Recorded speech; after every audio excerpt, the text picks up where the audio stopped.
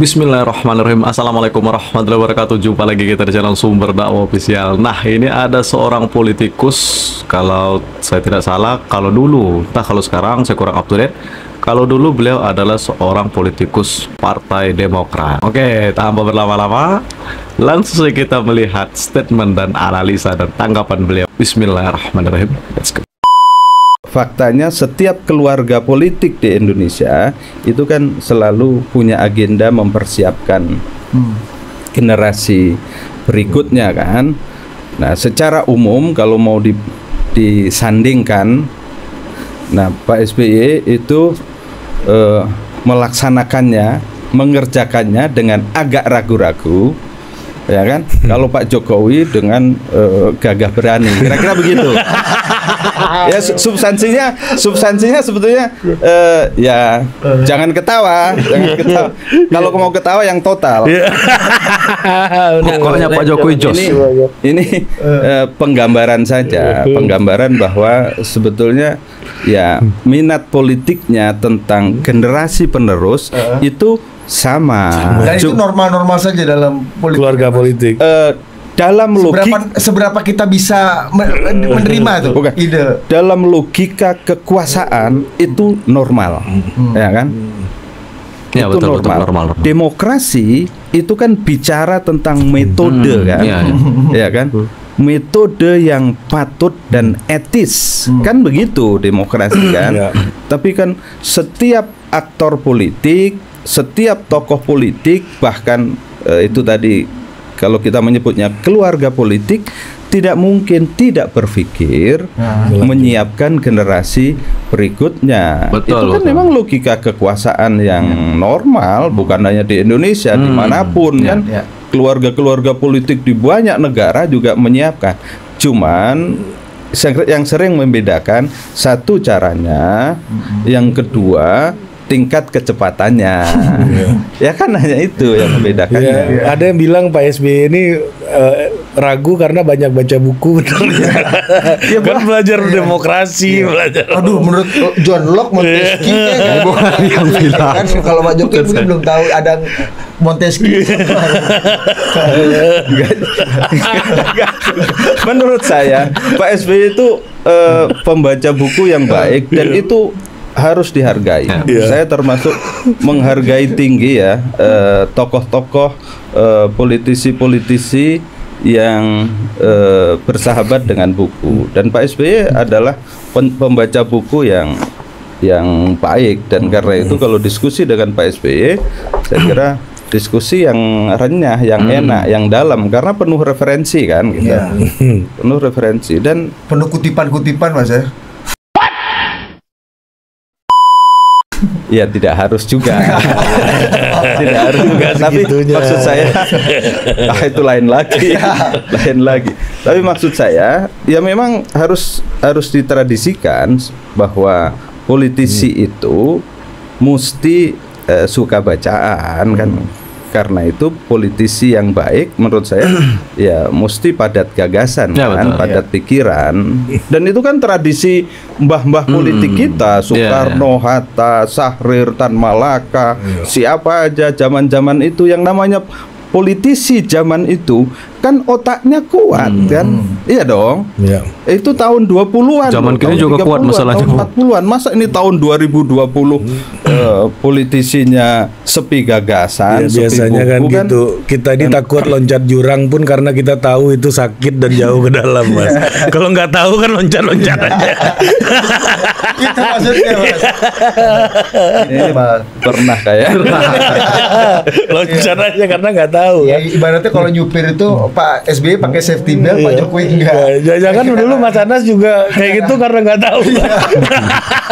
Jadi bukan berani karena nggak tahu ya. Bukan. Gini.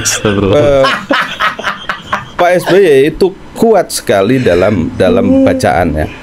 Nah, kalau Pak Jokowi itu tumbuh dalam tradisi praksis, kuat di lapangan ya. Jadi memang ini yang baca orang lain ya, Pak Jokowi. beda tradisi ya, karena kan kadang-kadang ada pemimpin buat apa saya baca, staf saya suruh baca, yang penting saya bisa eksekusi. Kan bisa juga seperti itu.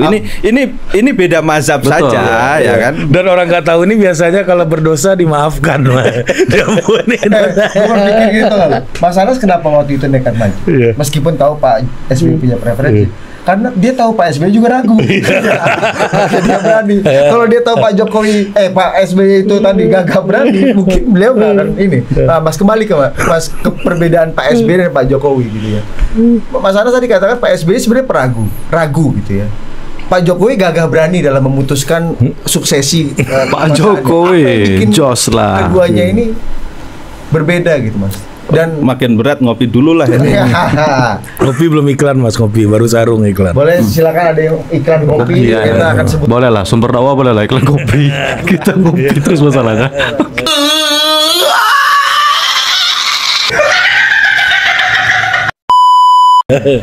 Boleh lah. Apa ya Mas yang bikin Pak Jokowi lebih berani, gagah berani?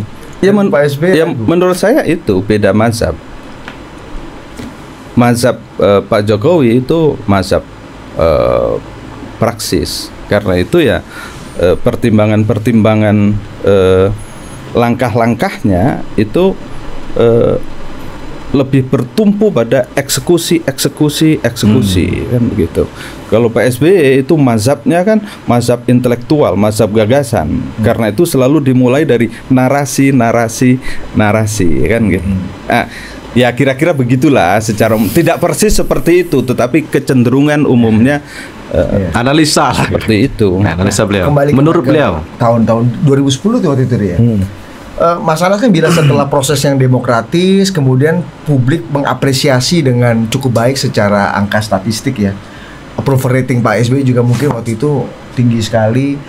Tapi tadi kata Mas Anas, sekarang kondisinya udah berubah. Apa yang membuat menurut Mas Anas gitu ya, apa yang membuat Pak SBY atau Partai Demokrat sekarang itu berubah jalan gitu Mas? Dari yang dulu ada nilai sangat demokratis dan kemudian diganjar oleh publik dengan apresiasi berupa rating, dengan kondisi yang sekarang gitu. Apa yang membuat itu berubah Mas? Dulu kan dianggap sukses, dianggap berhasil, mendapat apresiasi. Ya memang tidak mudah untuk menjelaskannya, tapi salah satu cara menjelaskannya adalah kalau dulu dengan go public, ini jadi perusahaan go public, itu sahamnya bisa terpencar kemana-mana kan begitu, ya kan? Nah, tapi kalau tidak go public, ya kan dikuasai penuh kan. Nah, salah satu metodenya untuk menguasai penuh itu ya kongresnya tertutup aja, dibikin aklamasi saja. Bahkan ini aklamasi terbatas pun itu tidak dilakukan. Kan pasti bingung aklamasi terbatas itu apa? Ya ini cerita teman-teman di dalam ya. Sebetulnya kalau dibuka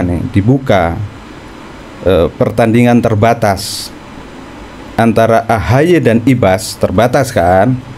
Ya nggak terbatas nggak? Kalau dibuka, yang menang akan Ibas. Oligopoli ini yang menang Ibas. Gitu. Yang menang akan Ibas. Iya. Kenapa Mas? Ya memang realitas lapangannya begitu. Itu cerita teman-teman, tapi saya percaya dengan itu. Cuman kan Pak SBY kan pasti punya imajinasi politik sendiri kan, bagaimana mengelola Demokrat itu, dan siapa dalam bayangan Pak SBY yang lebih pas untuk dijadikan ketua umum. Saya yakin cerita itu punya presisi yang tinggi, dan saya agak tahu lah ya kan. Ya tapi itulah cara Pak SBY untuk memastikan apa langkah-langkah sesuai dengan imajinasinya itu jalan. Ini soal pilihan, tetapi faktanya adalah dari terbuka menjadi tertutup. Hanya itu aja. Tapi kenapa proyek politiknya Pak SBY itu dijalankan kepada Mas Agus gitu, Mas? Kenapa nggak tadi kata Mas Anas? Sebenarnya secara dalam persaingan oligopoli ini Mas Ibas lebih punya dukungan yang lebih solid. Lebih jelas tour of duty-nya Mas Ibas. Perjalanan politiknya lebih. Iya, kalau perjalanan politiknya di Demokrat Jam jelas, terbang maksudnya. Mas Ibas lebih panjang kan. Karena setidak-tidaknya ketika bersama-sama saya di periode kepengurusan itu lebih dari 2 tahun kan saya selalu jalan bersama ke mana-mana. Jadi Mas Ibas pasti bisa mencerap dinamika organisasi, dinamika relasi antara DPP dengan DPD dengan DPC, dinamika relasi antar politisi ya kan, di Demokrat dari berbagai latar belakang, dan bagaimana komunikasi politiknya, komunikasi personalnya segala macam kan. 2 tahun lebih itu menurut saya pasti sesuatu lah ya itu. Dan itu kan proses yang tidak pernah dilalui oleh Mas Ahaye kan. Dan pasca bersama saya kan Mas Ibas juga masih panjang waktunya. Jadi memang pengenalan lapangannya di Demokrat pasti Mas Ibas jauh lebih. Ngopi lah, lupa kita ngopi. Kenapa kok Mas Ahaye yang dijadikan ketua umum? Ya kalau saya Pak SBY, saya jawabnya ya saya lebih tahu anak saya kan gitu. Mungkin ya kalau mau disederhanakan kan bisa begitu ya kan begitu.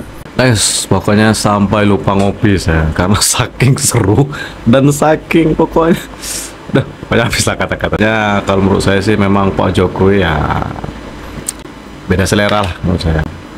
Mungkin ada yang ke Pak SBY, mungkin ada juga yang bagus Pak Jokowi. Kalau saya sih ya Pak Jokowi lah. Nah, pokoknya terus kolom komentar. Saya akhiri, tetap jaga persatuan Indonesia. Jangan mau terpecah belah, jangan mau diadu domba. NKRI harga mati. Dan tentunya tetap kawal kemenangan Pak Prabowo dan Mas Gibran. Wabillahi taufiq wal hidayah. Wassalamualaikum warahmatullahi wabarakatuh.